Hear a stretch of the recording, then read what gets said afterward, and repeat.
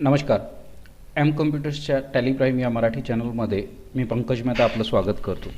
अजूनही सबस्क्राईब केलं नसेल तर सबस्क्राईब करा, लाईक करा, शेअरही करायला विसरू नका. यापूर्वीच आपण एक्झाम्पल डाउनलोड केलेलं असेल आणि त्याप्रमाणे परचेस आणि सेल्सच्या एंट्रीज करून पाहिल्या असतील. आपण प्रियंका ट्रेडिंग कंपनी ही मागील एक्झाम्पलमध्ये क्रिएट केलेली होती, ती आत्ता आपण सिलेक्ट केलेली आहे. आणि या एक्झाम्पलमध्ये परचेस आणि सेल्सच्या एंट्रीज केल्यानंतर यापूर्वी आपण purchase register display, account books, purchase register आणि सेल्स रजिस्टरच्या माध्यमातून आपण इथे हे सेल्स रजिस्टर पाहिलेलं आहे. पूर्ण वर्षाचं एकत्रित पाहण्यासाठी डेट रेंज आपण काढून टाकली.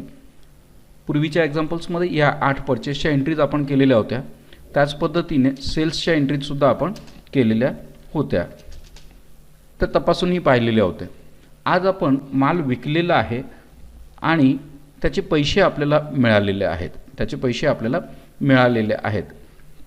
एक्झाम्पल्स पाहूया. 1 एप्रिलला कॉर्पोरेशनकडून आपल्याला 15,000 रुपये मिळालेले आहेत.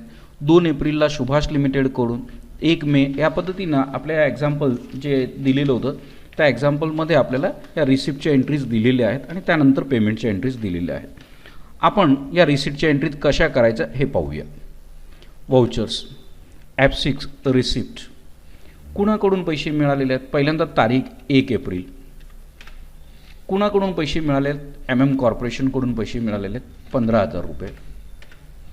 Cash, being cash receipt as per receipt number 1.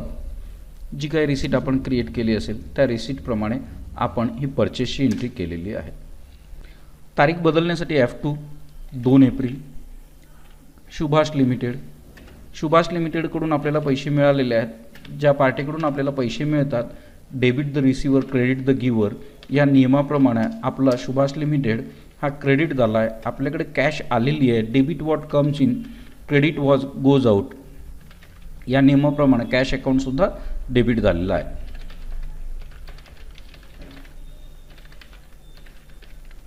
कोणतेही रिसिट आले की आपण त्याला कॅश मिळाले की रिसिट आपण इश्यू करत असतो, त्याप्रमाणे आपण नॅरेशनमध्ये ते द्यायचं आहे. अतिशय सोप्या पद्धतीनं आपल्याला टॅलीमध्ये अकाउंटिंग करता येतं. कुणाकडून मिळालेत? Mehta and company. इमिडिएट त्याचं अकाउंट क्रेडिट होणार आहे 12,550 कॅश अकाउंट. पहिलंच एक्झाम्पल आहे त्यामुळे आपण कॅश अकाउंट नॅरेशन रिपीट करायचं असेल तर Ctrl+R ही की आपण देऊ शकतो. ही शॉर्टकट कीनं आपण नॅरेशन आपलं रिपीट करू शकतो. 2 जून पुण्याकडून मिळाले lotus corporation 22,500 cash account receipt number 4. या पद्धतीने आपण 4 परचेसच्या एंट्रीज केलेल्या आहेत. अजून 4 परचेसच्या एंट्रीज करू, जेणेकरून आपल्याला पक्क लक्षात राहावं की आपल्याला कसं परचेसची एंट्री केल्यानंतर, सेलची एंट्री केल्यानंतर रिसिप्ट आणि पेमेंटची एंट्री आपण कसे करत आहोत.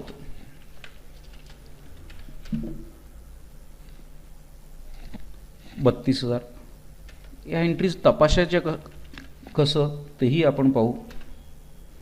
Cash received from Subhash limited 12,560 रुपये येणे बाकी आहे. ती येणे बाकी ॲक्सेप्ट झाली, त्याचे पैसे आलेत की त्याचं करंट बॅलन्ससुद्धा 0 होतो.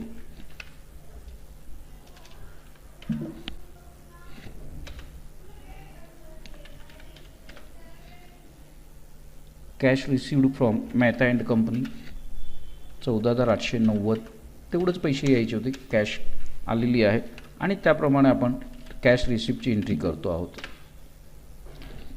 तारीख बदलण्यासाठी 2 F2 cash received from lotus corporation 24,500.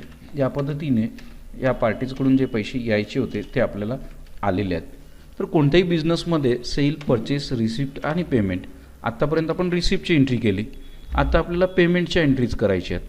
किंवा त्यापूर्वी आपल्याला हे रिसिप्टच्या एंट्रीज झालेल्या चेक करायचे असतील की आपल्या बरोबर झालेल्या आहेत का. कंट्रोल जी प्रेस करून आपण इथे कॅशबुकला जाऊ शकतो.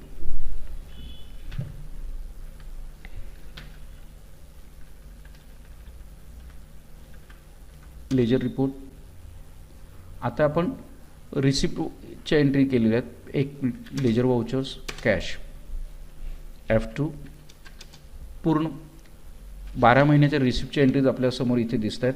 1 एप्रिलला MM corporation 15,000, 2 April Subhash limited 25,000, 1 may Mehta and company 12,500, 2 June lotus corporation. आता इथे आपल्याला 2 जून लोटस कॉर्पोरेशन 22,500, इथे लोटस कॉर्पोरेशन 22,500 2 जूनची एंट्री आहे.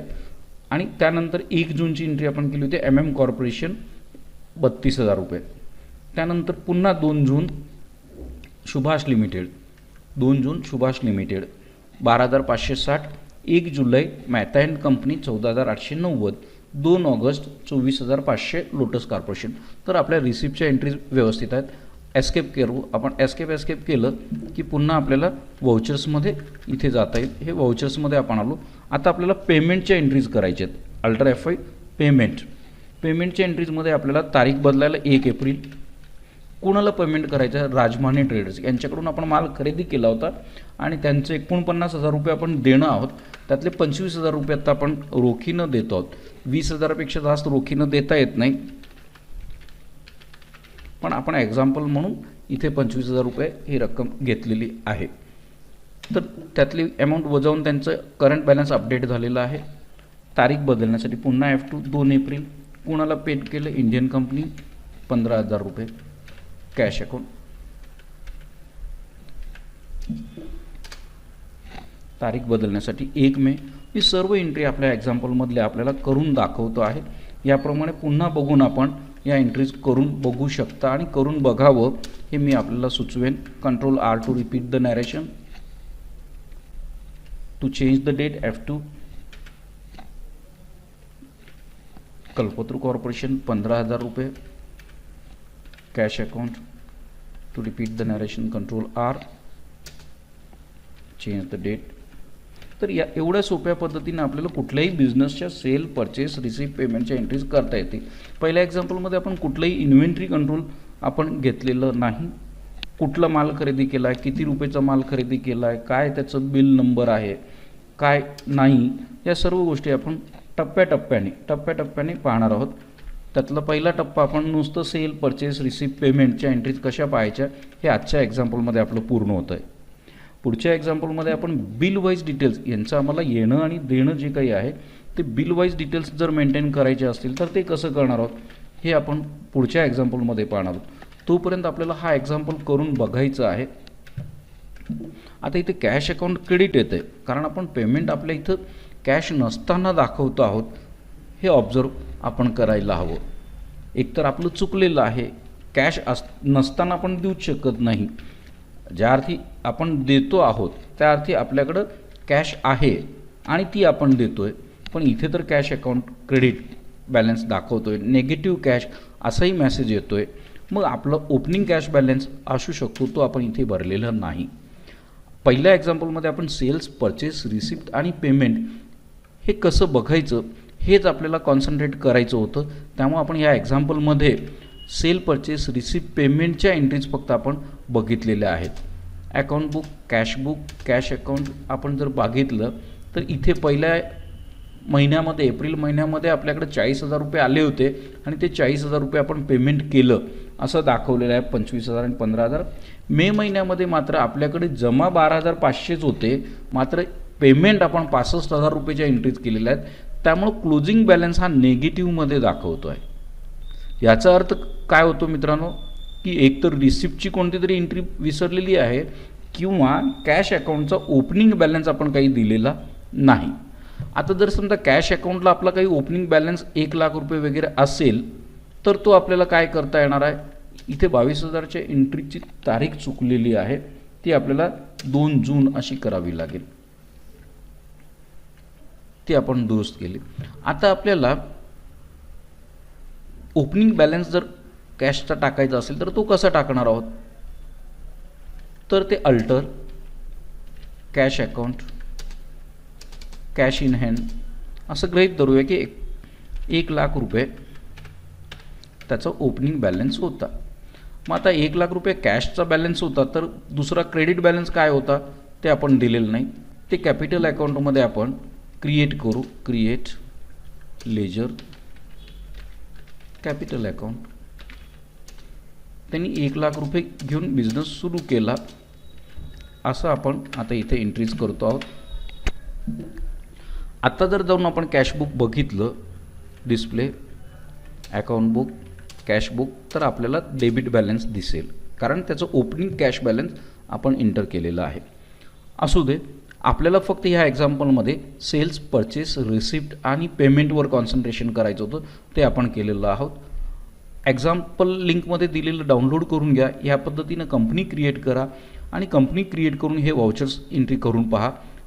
पुढील एक्झाम्पलमध्ये आपण बिल वाईज डिटेल्स काय आहेत हे आपण चेक करणार आहोत आणि त्यानंतर आपण पुढे जाणार आहोत. Thank you very much.